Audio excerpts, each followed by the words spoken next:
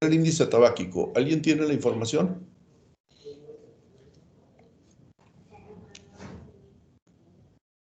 No tantos, ¿eh?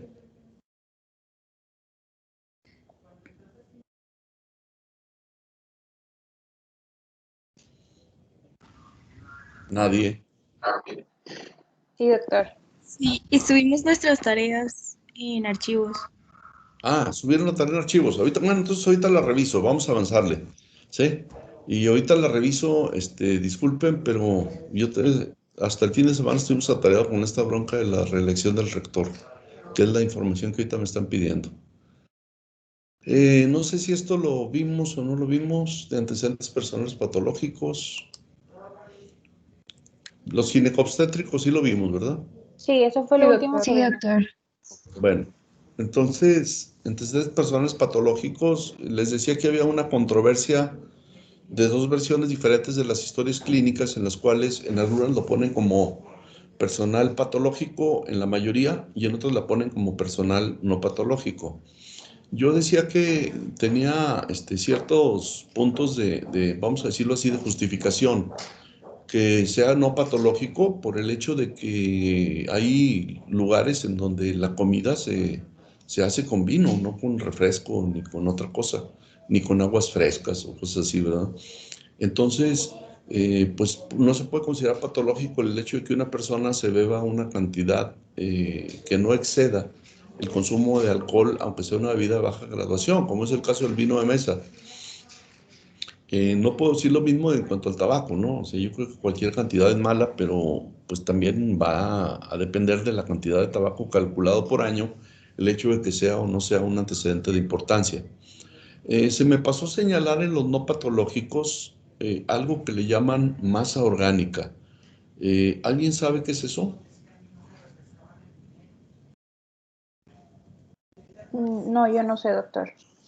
Bueno, Yo, en el campo y en algunas colonias de la periferia en la ciudad, permítame,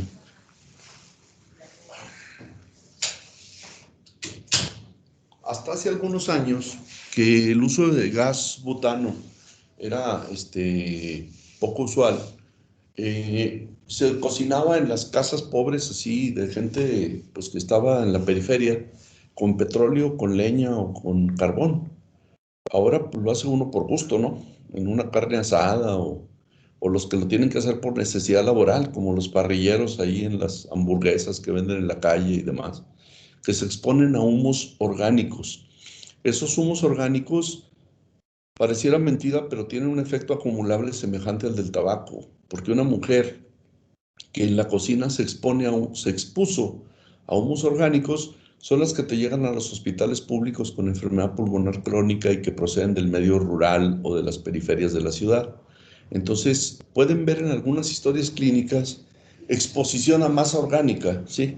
Y eso de la masa orgánica son los humos provenientes del petróleo, del carbono, de la leña, que pues todavía en algunas comunidades apartadas se utiliza como combustible para cocinar o para calentar agua, o para calentar una vivienda, etcétera, ¿sí? Entonces, eso sí queda claro, ¿no? Sí. sí, doctor. Bueno, Sí. ahora, entrando a lo de adicciones. Doctor, Las adicciones, sí, ¿ese es en no patológicos? ¿La y sí, masa en orgánica? patológicos, porque pues, la gente ahí no es que se exponga con voluntariamente a sabiendas de que eso le puede producir una enfermedad. Ahí generalmente la gente se expone involuntariamente a los humos orgánicos con la finalidad de utilizarlos convenientemente como forma para cocinar o para calentar una habitación, o de hecho hasta para también calentar agua, etcétera, ¿no? Entonces, sí hay mucha gente que todavía sigue cocinando así en las comunidades rurales. De hecho, hay poblaciones aquí a 60 kilómetros de Torreón que viven de eso, de la recolección de leña de mezquite, ¿sí? Y que la vuelven carbón, y es la que comercializan y pues nosotros utilizamos para exponernos voluntariamente al carbón y al humo de carbón cuando hacemos algún tipo de parrillada, ¿no? Carne asada. Ellos lo hacen por rutina porque es su forma de obtención de fuego en sus hogares, pero no puede subestimarse, no puede verse como un antecedente no relevante. sobre todo la gente de bajos recursos que lo utiliza diariamente en más de una ocasión. Ahí se suma el número de horas que la persona se expone a la leña o al humo del carbón o al petróleo, que ya el petróleo existe y casi no se usa, y por el número total de días al año, ¿no? Y con eso se saca un índice, pues algo semejante a lo del tabáquico. Bueno, las adicciones. Son importantes las adicciones y tenemos que hacer preguntas y nos sorprenderemos. Nosotros cuando participamos dentro del servicio de medicina interna aquí en el hospital universitario, veías cuando te leían la historia clínica y te presentaban al paciente, las abuelitas de aspecto más tierno que te puedas imaginar, ¿sí? Y resulta que cuando les preguntaban sobre adicciones decían que se habían tenido en algún momento utilización habitual de marihuana, fumada, ¿sí?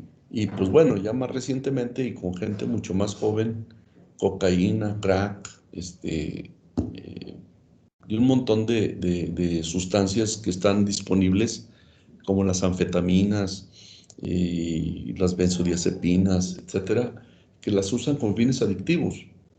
Un ejemplo es que había antes medicamentos muy potentes para control de la tos que contenían codeína, y la codeína es un derivado de la morfina. Y por ley, todos esos medicamentos que antes se fabricaban bajo ese concepto químico, ya les han quitado la codeína. Y entonces cuando tú tienes un paciente con una tos muy rebelde, no tienes medicinas útiles para controlar el proceso, ¿no? Antes te encontrabas en los baldíos pues, los frascos de jarabe para la tos, entre comillas, ¿sí? Abandonados ahí porque pues, era una forma barata de obtener una droga permisible. Ahorita ya no. Otro ejemplo sucedió, por ejemplo, con la pseudoefedrina, que antes era un medicamento que se añadía comúnmente a los antigripales. Y ahorita pues ya no, lo sustituyeron con fenilefrina, pues debido a que la pseudoefedrina era un derivado de morfina y finalmente pues tenía también efectos que se pueden transformar químicamente secuestrando estas sustancias que se utilizan en la fabricación de medicamentos y pues haciendo uso ilegal de ellas, como todavía ocurre hasta la fecha. Es importante mencionar, pues, que el paciente te diga si ha tenido uso lúdico de sustancias que a últimas fechas se han vuelto, vamos a decirlo así, constitucionalmente están en un proceso de darles permiso de consumo personal en una cantidad y de posesión de una sustancia que antes se consideraba ilegal, ¿no? Particularmente es el caso de la marihuana, y ahora pues le van a dar autorización para el uso lúdico de la misma. Pues entonces, pues las sociedades y los tiempos van cambiando. Lo que antes era malo y pues se consideraba una situación de peligro y de impacto social, pues ahora ya pues, se ha vuelto pues prácticamente un hecho permitido y de costumbre. Bueno, abandono ahí el tema de las adicciones, pero sí se debe preguntar con toda la discreción del caso, ¿no? Yo siempre cuando abordo a un paciente para que me diga lo de adicciones, le antepongo que esa es una información confidencial. Y te sorprenderás que mucha gente sí acepta que ha tenido contacto con algún tipo de droga, de las no permitidas. Y el problema es cuando no se han sabido salir a tiempo del consumo de las mismas. Porque pues, por un uso ocasional de alguna de estas no puedes considerar que se genera una adicción. Entonces, tú escoges el paciente que te parecerá sospechoso como para que esta pregunta no se salte. A ver, por ejemplo, si a mí me llega un joven con una arritmia, con una taquicardia o con una crisis de hipertensión o hasta con un infarto, pues yo lógicamente tendré que preguntarle si no hizo uso de sustancias prohibidas, porque no es la población o el grupo etario más importante para que se presenten estas enfermedades. Esas son enfermedades de la gente madura o mayor. Pero si a un joven le pasa esto, quiere decir que seguramente está recurriendo a sustancias que excitan el sistema simpático y que pueden provocar problemas cardiovasculares o cerebrales de presentación súbita. De enfermedades de la infancia se pregunta, y no todo el mundo está enterado si las tuvo o no las tuvo, ¿eh? ¿Cuáles son las principales? Pues el sarampión, la viruela o la varicela, eh, la rubiola, esas son las más importantes. Mucha gente ha tenido episodios de rubiola y pues, no las sabe, no sabe que las tuvo. En la gente como ustedes, que son jovencitos y que cuando la cartilla de vacunación exigió que se aplicara la vacuna antirrubiola, ¿sí? Junto con otras más contra enfermedades virales, pues ya mucho menos se va a presentar la enfermedad.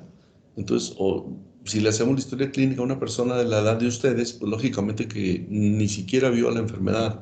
Pero si le hacemos la historia clínica a una persona de 60 años, y si es que lo recuerda, seguramente sí se vio expuesto a la forma clínica de presentación de estas enfermedades, ¿no? Recordar de todas formas que hablar de varicela, por ejemplo, en la edad infantil o en la juvenil, es diferente hablar de el virus de la varicela zóster, que en la edad adulta se puede presentar como herpes zóster. Y de todas formas, pues actúa como una enfermedad exantemática. ¿Se entiende el término de exantemático? Doctor. ¿Sí? Yo no Sí. sé qué es exantemático. Bueno, las enfermedades, particularmente las virales, exantemáticas, son las que te producen manifestaciones cutáneas. A ver, por ejemplo, la viruela, o bueno, la viruela ya no se presenta, la varicela, el sarampión o la rubiola, te producen un puntilleo así eritematoso de milímetros. En el caso del sarampión no, es mucho más intenso. Entonces, exantema es la manifestación cutánea de una enfermedad viral infecciosa. Y enantema es la manifestación en mucosas, que ocurre también en el sarampión, que se produce una manchita característica en la parte interna de los carrillos o mejillas, que se llama el signo de Koplik, pero esa es una forma de enantema, y que todo se pone roja la faringe y se ponen rojas las mucosas y el paciente experimenta dolor para deglutir alimentos y pasar el líquido, etc. Bueno, enfermedades médicas preexistentes que se preguntan en los antecedentes personales patológicos dependerán del grupo de edad al que estés entrevistando. Por ejemplo, en personas de edad madura o mayor, pues se tiene que preguntar si padecen o si saben, si sufren de diabetes, hipertensión, trastornos de los lípidos, enfermedad cardio-cerebrovascular, o sea, si ha habido ya el antecedente de una de estas enfermedades, neoplasias, enfermedad tiroidea, hepatitis, problemas psiquiátricos, eso es de enfermedades médicas. Lo tienes que preguntar. Yo, por ejemplo, si un paciente me dice que es diabético, no me conformo nomás con que me diga, ¿es diabético desde cuándo? ¿Ha estado alguna vez internado por descontrol de la diabetes? Eso es importante. Profundizar en un antecedente de esa clase. Y si ha tenido o no ha tenido complicaciones ligadas a la diabetes, como neuropatía periférica, como pérdida visual, como trastornos del control intestinal, etc. Bueno, eso ya lo profundizaremos cuando hablemos al respecto del tema. Si se fijan, cuando pongo enfermedades cardio-cerebrovasculares, las pongo aparte y a hipertensión la pongo por separado. Quiero que quede claro que la hipertensión no es una enfermedad cardíaca de inicio, es una enfermedad vascular, pero cuando la enfermedad persiste sin buen control, se vuelve una enfermedad cardíaca por hipertrofia del músculo cardíaco, que se vuelve entonces ya cardiopatía hipertensiva. Pero igual, de eso profundizaremos cuando lleguemos a la propéutica cardiovascular. ¿Qué le vas a preguntar también al paciente en la historia clínica? Sus antecedentes quirúrgicos, ¿de qué lo han operado? Bueno, ahí puse lo más común, pero también hubo una época en la que era muy común la cirugía de las amígdalas. Entonces, cualquier cirugía que el paciente haya sufrido tiene que estar descrita y si se puede con la fecha en la que esto ocurrió, mejor. Por ejemplo, otras cirugías que ahora es muy común que ocurran y que a veces no son declaradas por el paciente hasta que tú les preguntas, porque a lo mejor ves una herida sugestiva de que le hicieron un tratamiento de esa clase, son las cirugías estéticas, ¿no? A veces el paciente te dice, pues sí, me quitaron grasa del abdomen, o me corrigieron el tabique, o me respingaron la nariz, etcétera, ¿no? Bueno, también eso cuenta como un antecedente quirúrgico. Antecedentes traumáticos, pues cualquiera podemos haber sufrido previamente algún tipo de lesión traumática que se puede haber resuelto en forma conservadora, es decir, con una férula de yeso, o con un vendaje, o con un cabestrillo, o bien en forma quirúrgica colocando tornillos, placas o prótesis. Esos son los antecedentes de tipo traumático. Los problemas de hipersensibilidad y alergias deben ser incluidos. Por ejemplo, ahí al paciente hay que aclararle. Muchas veces dices, es que a mí me hace daño la metoclopramida, que es una sustancia pues ya añeja, que se utiliza con fines de procinético, o sea, para movilizar el estómago y su vaciamiento. Dice, a ver, que usted tenga alergia al medicamento es distinto a que tenga un efecto secundario, ¿sí? Ahí, ¿alergia qué es? ¿Cómo se manifiestan comúnmente las alergias? A fármacos o alimentos. Estornudos o algunos. Bueno, esas Exantema. son las ambientales. Anafilaxia. Ándale, por ejemplo, la que el paciente sufre con alimentos o con fármacos, pues son las características ronchas o abones, con H y B grande, abón o roncha.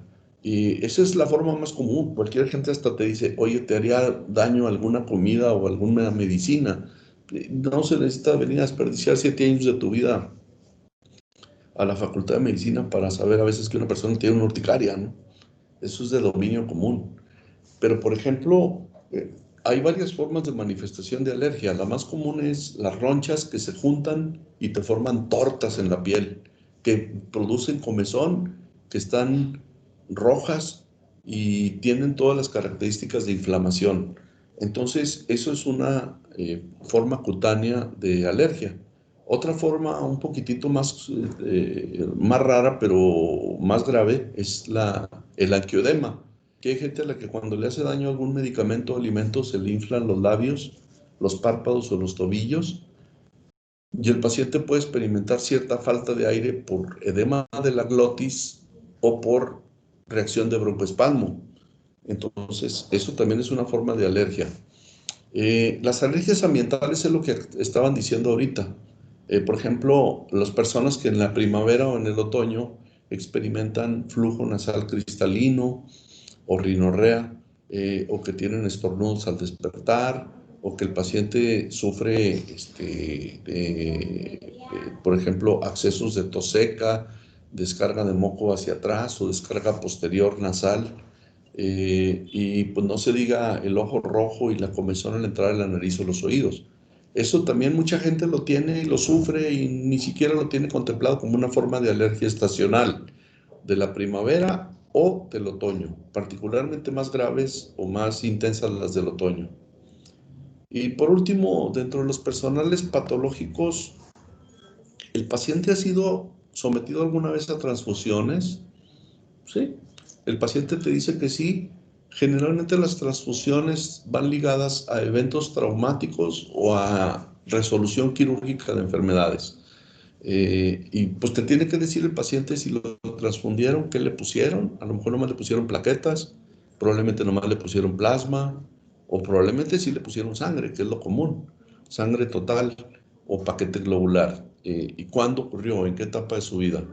Antes este antecedente era sumamente importante porque resulta que antes la sangre no era sometido a todos los procesos de análisis antes de aplicársela de un donador a un receptor. Y eso hacía que hubiera muchas enfermedades que se podían transmitir fácilmente por este vehículo. Ejemplo, el VIH-Sida más moderno y más antiguo, las hepatitis tipo B o C, que eran por productos de la sangre o por sangre total o por paquete globular. Ahora ya no. La sangre que se transfunde de un donador a un receptor es sangre que pasa por una serie de procesos de seguridad que incluyen pruebas que determinen si la sangre que se va a transfundir está libre de estas enfermedades infecciosas transmisibles. Entonces, ya es un antecedente que ha perdido un poquitito de importancia por esa razón.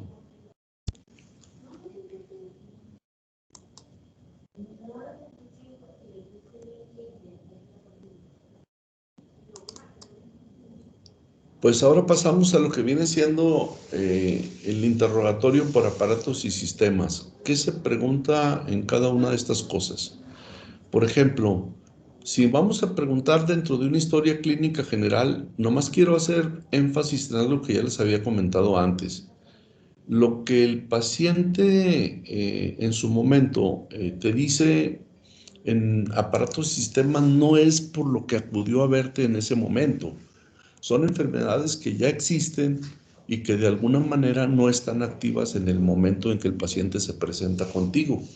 Entonces, en el aparato respiratorio, como quiera, cuando estás haciendo una historia propedéutica general, se pregunta si el paciente ha sufrido problemas de tipo respiratorio recurrente, como tos o accesos de tos en ciertas épocas del año, si se presenta esputo o expectoración, si esta expectoración de qué aspecto es, ¿verdad? Si es hialina, parecida a la saliva, si es blanquecina, que es normal, si es verdosa, que todavía es normal, o si es parda, de color café, amarillento, o con presencia de sangre. Cuando existe sangre y el paciente te describe que en algún momento ha habido sangre en su expectoración, eso se le denomina hemoptisis. Y la hemoptisis puede ser de diversa intensidad. La característica típica de la hemoptisis es que va precedida de tos, que la sangre que se expulsa es espumosa con burbujas, debido a que viene del aparato respiratorio, y que si le hacemos una prueba de pH con una tirita reactiva a la sangre que el paciente te muestra, pues va a ser alcalina. Esas son características importantes. Disnea, y lo subrayo porque en el capítulo que sigue allá abajo también viene disnea. Hay disnea respiratoria, como la que sufren los asmáticos. ¿Alguien sabe qué es el término disnea? La dificultad para respirar. La disnea es la falta de aire, ¿verdad? O respiración dificultosa percibida de una manera sensible, o sea que el paciente se da cuenta que le está faltando el aire. Eso es disnea. Y el paciente puede tener una disnea respiratoria o una disnea cardíaca. Las características dependen de la etiología. Por ejemplo, la disnea respiratoria pues es por enfermedades como el broncoespasmo que ocurre en el asma, o bien la disnea puede ser por enfermedades crónicas que se caractericen por broncoespasmo, como la bronquitis crónica, que se parece muchísimo al asma, ¿sí? Y la otra es el enfisema, en la que el paciente puede experimentar falta de aire debido a que tiene poco parénquima pulmonar útil, debido a que en el enfisema se destruye parénquima pulmonar y se hacen grandes alveolos. Pero el hecho de que sean grandes alveolos con paredes distintas no quiere decir que sea más útil. Son alveolos inútiles, ¿verdad? O alveolos que no cumplen con su función de intercambio gaseoso con la red vascular del pulmón, debido a la inutilidad funcional que queda como consecuencia de enfermedades como adicciones y abuso del tabaco. Si el paciente ha tenido o no ha tenido sibilancias, ¿alguien sabe qué es el término de sibilancias? ¿No son como silbidos? Es Al un momento de respirar. ruido respiratorio que se produce a la expiración. Generalmente el aire entra fácilmente o con cierta dificultad mínima debido a que la inspiración es muscular, es un trabajo muscular, pero la expiración es pasiva. Entonces, en la expiración, si el bronquio está cerrado por inflamación bronquial, por broncoespasmo debido a cierre involuntario del músculo parcialmente liso del bronquio, entonces el paciente va a tener esa dificultad a la salida del aire que expresa silbidos expiratorios. Eso es una sibilancia. Una excepción de una sibilancia es algo que silba tanto a la entrada como a la salida del aire. Eso ocurre sobre todo en laringe, pero eso se llama estridor o cornaje, es distinto. No lo preguntamos comúnmente porque es un problema que se presenta básicamente en los niños que sufren de una enfermedad por virus que se llama laringotraqueitis. ¿Sí? Las sibilancias, pues ya queda claro que son ruidos que se producen durante la expiración.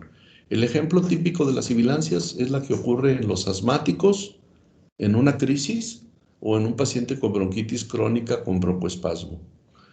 Y la otra es el dolor torácico, que también se puede presentar en el paciente tanto por razón cardiovascular como por razón respiratoria. La diferencia es que el dolor cardiovascular es precordial, o sea, es aquí en la zona de la tetilla del lado izquierdo, y en cambio el dolor torácico, que no tiene que ver con el corazón, es un dolor que molesta durante la respiración profunda o que molesta por el tacto en los arcos costales, en cualquier punto, no nada más en la zona de la tetilla izquierda, que es la denominada área precordial. Bueno, eso es lo mínimo que se pregunta con respecto al aparato respiratorio en una historia clínica general. En el aspecto cardiovascular, el dolor precordial es importantísimo. Mucha gente consulta o nos consulta a algunos médicos especialistas que tenemos equipo para detección de enfermedades cardiovasculares súbitas como la isquemia coronaria, debido a que sufrió durante la madrugada o al realizar un esfuerzo, empujar un auto, cargar un tanque de gas, pelear o alguna cosa así, un dolor que lo hizo detenerse, un dolor a la altura del hemitórax izquierdo a nivel de la mama o la tetilla del lado izquierdo. Ese es el denominado dolor precordial. Pero ¿en quién pensaré yo que el dolor precordial fue por isquemia coronaria? ¿En un joven, en una persona de edad madura o en un viejo? En un mayor. En alguien ya Pues grande. en los dos, ¿no? En el de edad madura y en el viejo. Pero en un joven sería rarísimo, ¿sí? ¿Qué factores les harían pensar, porque ya preguntaron antes en la historia clínica, que ese dolor que alguna vez tuvo el paciente pudo haber sido un dolor coronario? ¿Qué factores? Antecedentes de hipertensión. Sí, antes, o sea, el dolor, tú cuando preguntas en la historia clínica te dice, ah, sí, alguna vez tuve un dolor ahí. Bueno, características del dolor son importantes, pero hay antecedentes que también pesan. El dolor precordial para considerar que fue coronario generalmente, en la mayor parte de los casos, es desencadenado por esfuerzo. Se ve acompañado de náusea, de diaforesis o sudoración fría, de ganas de vomitar o hasta ganas de defecar. Ese es el dolor típico cardiovascular, ¿sí? El dolor de una angina de pecho o de un infarto, generalmente ocasionado por esfuerzo. Cuando un paciente experimenta ese tipo de dolor, es más común pensar en que fue debido a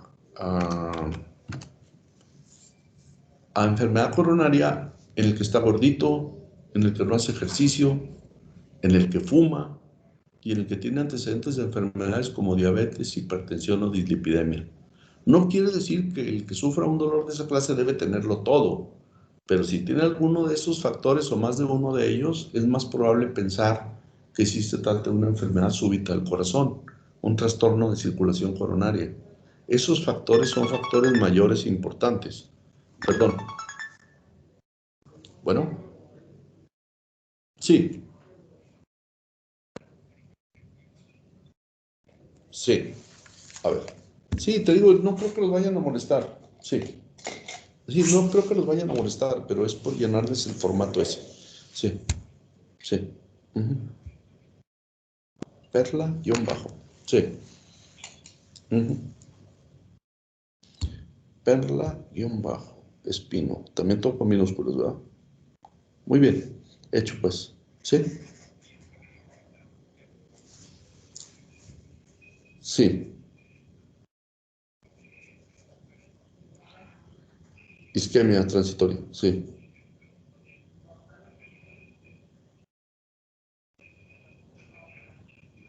Ujú.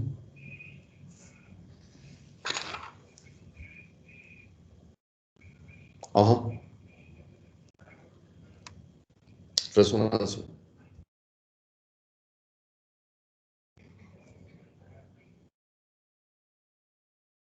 Mm,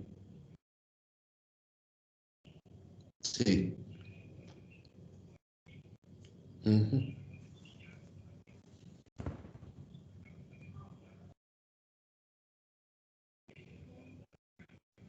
No, no, no te preocupes, pues qué bueno que todo quedó descartado, ¿sí? Ujú. Eh, bueno, muchas gracias, sí. Bueno, ándale, que estés bien, gracias, sí. Bueno, perdón por tanta interrupción, ¿eh?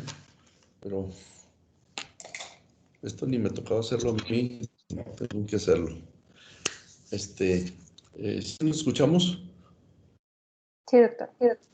Sí, doctor. Bien, estábamos con lo de dolor precordial y las características que hacen pensar en dolor precordial en la persona de edad madura o mayor con ciertos factores de riesgo. La disnea. La disnea del cardíaco es una disnea que se denomina disnea de esfuerzos. Disnea del cardíaco siempre será un indicador de falla ventricular izquierda. O sea, el ventrículo izquierdo está fracasando en su función.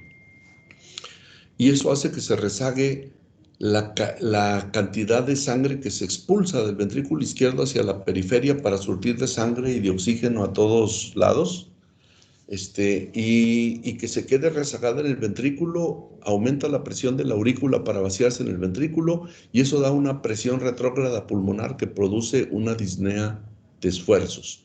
La disnea de esfuerzos quiere decir que yo me canse de caminar, o que yo me canse de subir escalones, o que me canse de actividades mínimas como hablar, vestirme o bañarme, o bien que me dé disnea sin hacer ningún esfuerzo. Eso es la forma más grave. Personas que tienen enfermedad cardiovascular y que se ahogan o se agitan estando recostados y sin hacer ninguna actividad. Eso ya es una forma extrema de insuficiencia cardíaca. Entonces, si se fijan, es distinto la disnea de un asmático, que no tiene que ver con el esfuerzo, o la disnea de un bronquítico crónico, que no se produce aún sin esfuerzo, pero que también el esfuerzo la puede poner peor. Acá en el cardíaco no, en el cardíaco siempre va ligado a esfuerzo, pero va evolucionando. Cuando llega a ser una falta de aire sin actividad, es una situación crítica, grave, ¿sí? Eh, También sobre eso ahondaremos cuando veamos la propedéutica de cardiovascular. Palpitaciones. ¿Qué se entiende por palpitaciones? Quizás hasta algunos de ustedes las hayan sufrido.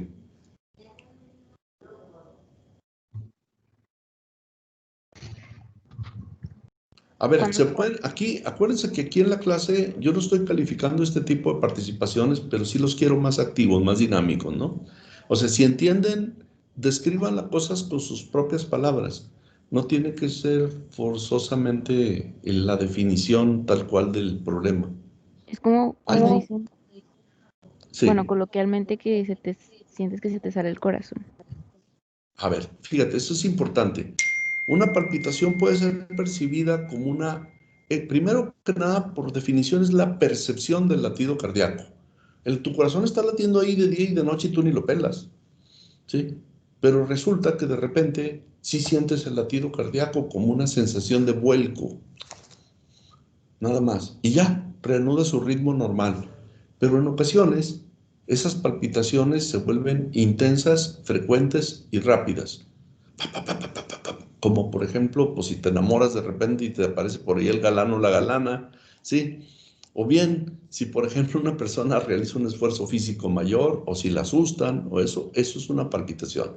Es decir, es la percepción del latido cardíaco por una distorsión aislada o por una alteración de la frecuencia de los latidos.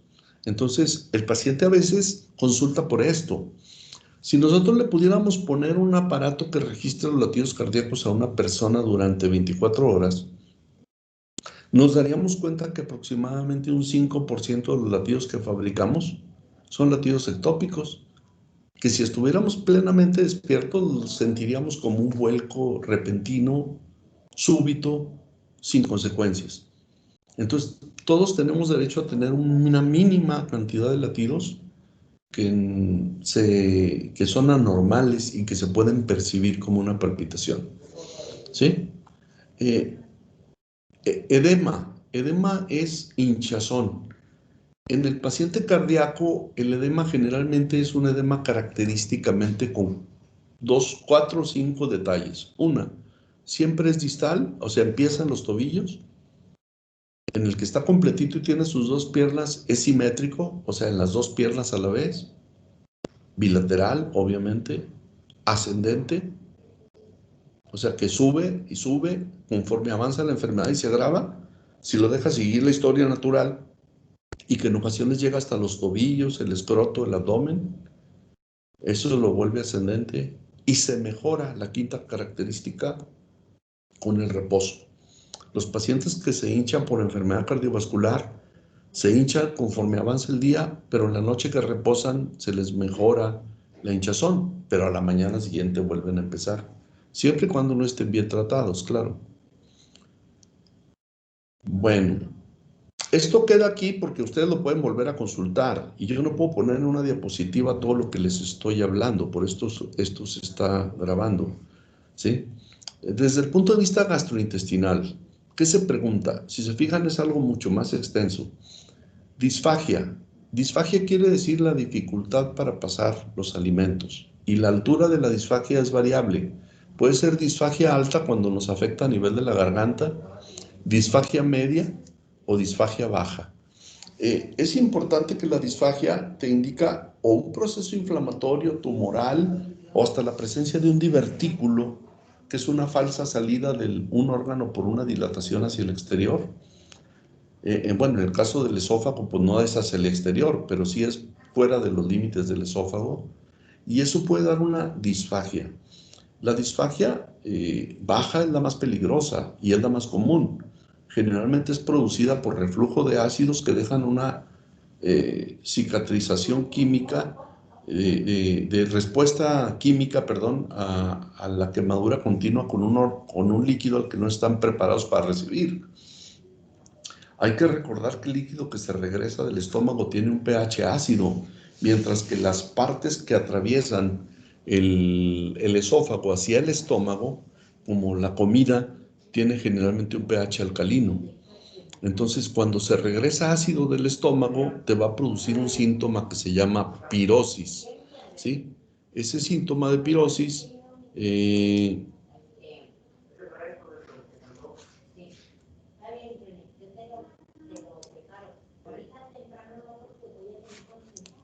esa pirosis del piros es fuego, es la sensación de que alguien se está quemando detrás del esternón. Yo creo que esa todos la hemos experimentado cuando comemos excesivamente ácido irritante, ¿sí? Después de una cena copiosa, por ejemplo, un pozole o una cosa así, alguien tiene reflujo y va a sentir que se quema detrás del esófago. Si un paciente tiene pirosis frecuentemente, entonces va a producir un estrechamiento reactivo del esófago en su segmento distal y se puede producir una disfagia baja, ¿sí? Esto, disfagia, disfagia es dificultad para tragar desde el punto de vista etimológico. Entonces quedó claro que pirosis es una sensación quemante retroesternal que generalmente obedece a un abuso alimenticio en un paciente que tiene un problema de funcional, como por ejemplo dificultad para el cierre del esfínter esofágico inferior o bien hernia hiatal. Y ya lo veremos en su momento. Regurgitación. ¿Qué quiere decir regurgitación? Que se regresa.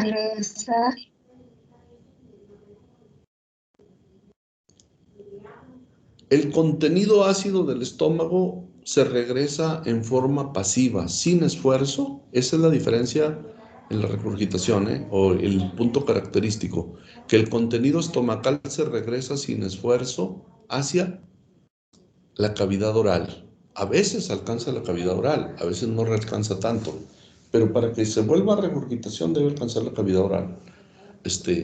¿Qué animal puede tener, por ejemplo, algo parecido a la regurgitación? Un perro.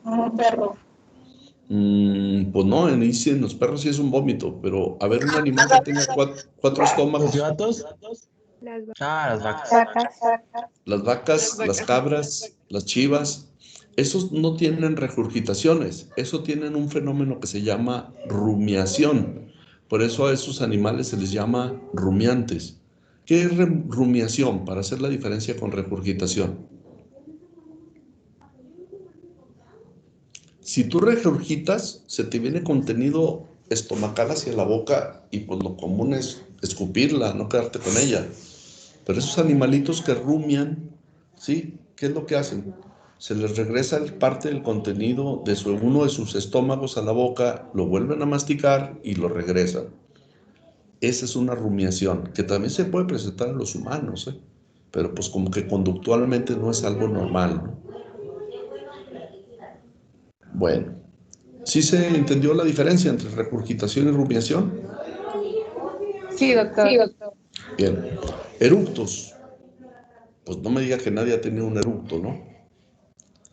Los eructos son la expulsión sonora del gas que viene desde el estómago, que en ocasiones es solamente gas, pero que cuando va acompañado de contenido estomacal ácido, es una regurgitación. En el eructo, pues es expulsión sonora del contenido gaseoso del estómago. Se produce en personas que comen y hablan a la vez, o que comen y beben a la vez, o sea, mastican y están tomando líquidos al mismo tiempo, o que comen demasiado rápido, o que consumen goma de mascar, ¿sí? Porque la goma de mascar es como estar metiendo aire continuamente, o que consumen demasiados alimentos líquidos. Porque cuando nosotros consumimos líquidos, alguien habló ahorita de los perros, por ejemplo, el perro cuando bebe saca su lengua larga como cuchara y luego la mete, ¿sí? Y nosotros no, tenemos que sorber con un poquitito de aire. Entonces, si abusamos del sorbido ese y de la metida de aire al estómago, pues obviamente que tenemos que sacar ese aire estomacal y eso es el eructo, ¿no? Que debe tener ciertas normas sociales para que no se vea así grotesco o vulgar.